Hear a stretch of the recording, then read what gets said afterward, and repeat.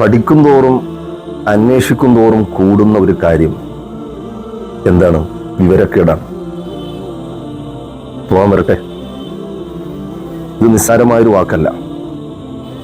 സാധാരണഗതിയിൽ പഠിക്കും തോറും അന്വേഷിക്കും തോറും അറിവ് കൂടുന്നു എന്ന് പറയാറുണ്ട്.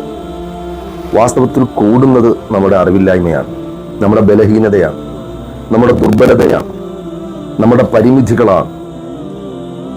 ഞാൻ അറിവില്ലാത്ത ആളാണ് എന്നുള്ള ബോധ്യം കൂടുതൽ ഉറപ്പാകുന്നതാണ് കൃത്യമായ അറിവന്വേഷിക്കുമ്പോൾ വിനയമുള്ളവരുടെ ചിന്ത. നിങ്ങൾ നോക്കൂ, ഈ യൂണിവേഴ്സ് കേവലം 2 ഡയമെൻഷൻ മാത്രം യൂസ് ചെയ്യുന്ന, പരിചയപ്പെടുന്ന, മൂന്നാമതൊരു ഡയമെൻഷനെ കുറിച്ച് ഐഡിയ ഇല്ലാത്ത, 4ാമത്തെ ടൈം എന്ന് പറയുന്ന ഡയമെൻഷനെ കുറിച്ച് ചിന്തിക്കാൻ പോലും സാധ്യമല്ലാത്ത പരിമിതികളുള്ള മനുഷ്യനെ പ്രപഞ്ചത്തെക്കുറിച്ച് ചിന്തിക്കുന്നത് മണ്ടത്തരമാണ് എന്ന് ഞാൻ പറഞ്ഞാൽ, ഉസ്താദെ നിങ്ങൾ തെള്ളല്ലേ, കുറച്ച് ഓവറാകുന്നുണ്ട് എന്നൊരു പക്ഷേ നിങ്ങൾ പറയും. വാസ്തവത്തിൽ ഞാൻ പറഞ്ഞത് ഓവറാണോ അതോ അത് കൃത്യതയുള്ളതാണോ എന്ന് ISRO ചെയർമാനായിരുന്ന സോമനാഥൻ സാറ് പറയുന്നത് ഒന്ന് ശ്രദ്ധിക്കുക.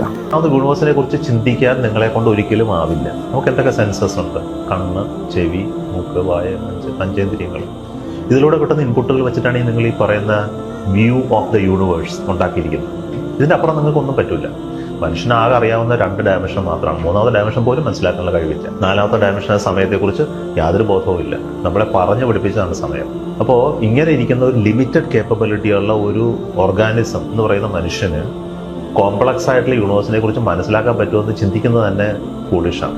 ഒരു ഖുർആനിന്റെ വചനം കൂടി ഒന്ന് കേട്ടാൽ ജഗന്നിയദ്ധാവായ ദൈവം തമ്പുരാന് അവന്റെ കഴിവും നമ്മുടെ കഴിവുകേടും ബോധ്യപ്പെടുന്ന മനോഹരമായൊരു സൂക്തം കൂടി നമുക്ക് കേൾക്കാം.